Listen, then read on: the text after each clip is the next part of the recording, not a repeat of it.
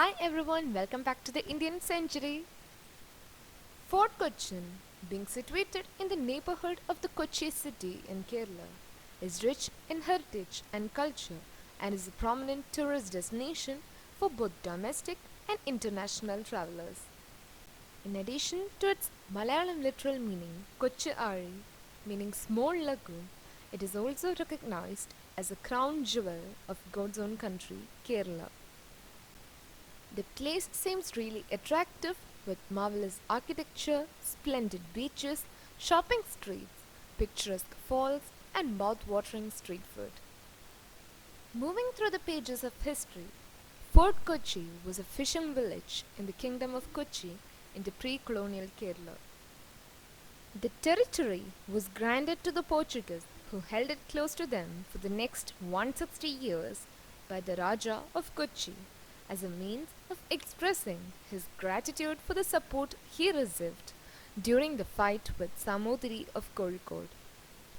Also, the Raja gave them permission to build Fort Emmanuel near the waterfront to protect their commercial interest. The first part of the name, Fort Kochi, is believed to come from this fort. The Portuguese built their settlement behind the fort, including a wooden church, which was rebuilt in 1516 as a permanent structure, today known as the St. Francis Church. In 1683, the Dutch captured the territory from the Portuguese and destroyed many Portuguese institutions, including Catholic convents. The Dutch held Fort Kochi in their possession for about 112 years, until 1795, when the British took control by defeating them.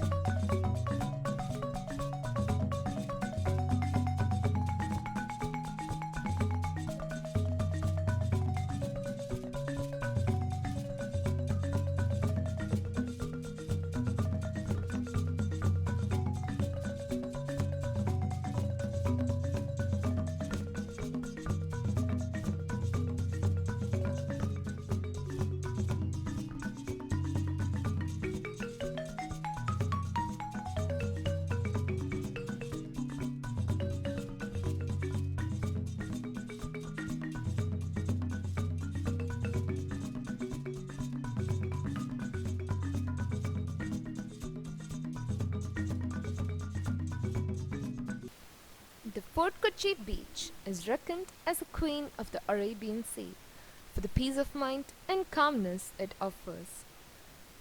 This tranquil beach offers a scenic prospect and a beautiful spectacle of Mother Nature to the visitors.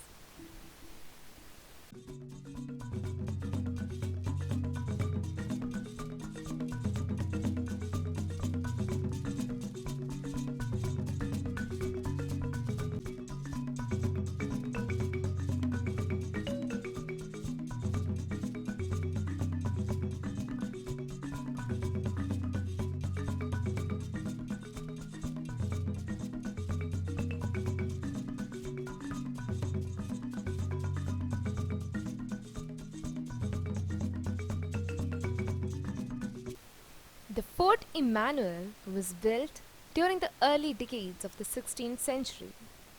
When the Dutch captured Kochi, they started destroying the fort and reduced it to almost one-third its size. Originally, the fort had 7 bastions. Of these, the Stomberg bastion was later converted to the bastion bungalow. The bungalow was left untouched even during the invasion in 1806 by the British.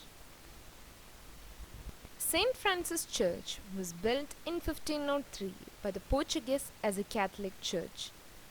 Vasco da Gama was buried in this church, which now falls under the Church of South India and is one among the national monuments.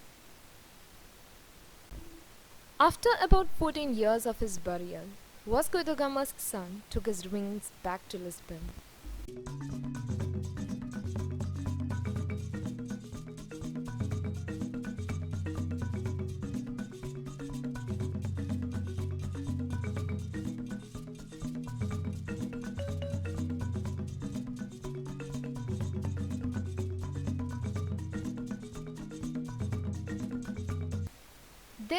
Dutch cemetery that runs parallel to the beach and is a short walk from the St. Francis Church. Captain Joseph Ethelbert Rinkler was the last person to have been buried here in 1913.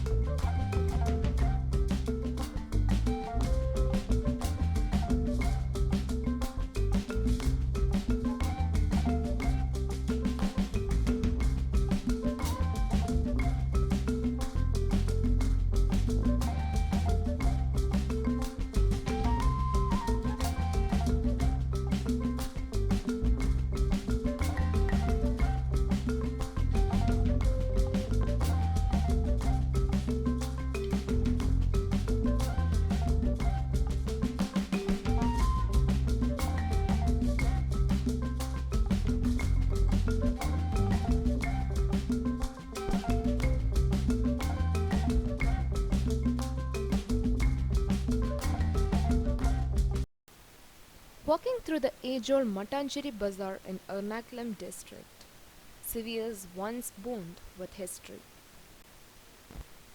It is impossible to escape the striking aroma of dried ginger and pepper wafting through the air of the market.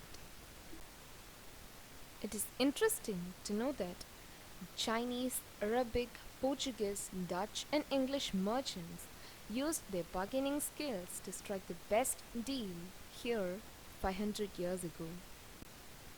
But today, the warehouses are empty and some of them had been converted into hotels and museums. Long back, the bazaar had 200 warehouses which could store hundreds of tons of goods.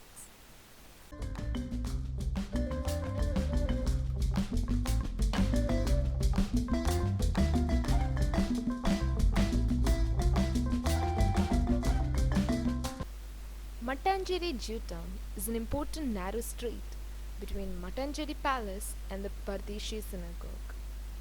You must take a walk along the street to breathe antiquity from the curio and antique shops. Antiques, for instance, carved wooden furniture and vessels as well as curios from those dwellings were collected and kept for sale in the shops. We have made a detailed video on the Mattancherry Synagogue.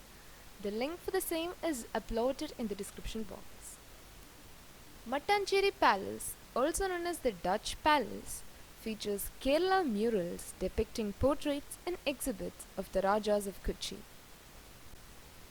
The palace is also included in the tentative list of UNESCO World Heritage Sites. It was built and gifted by the Portuguese as a present to the King of Cochin around 1545. The palace is situated nearby Parayanur Bhagavati temple.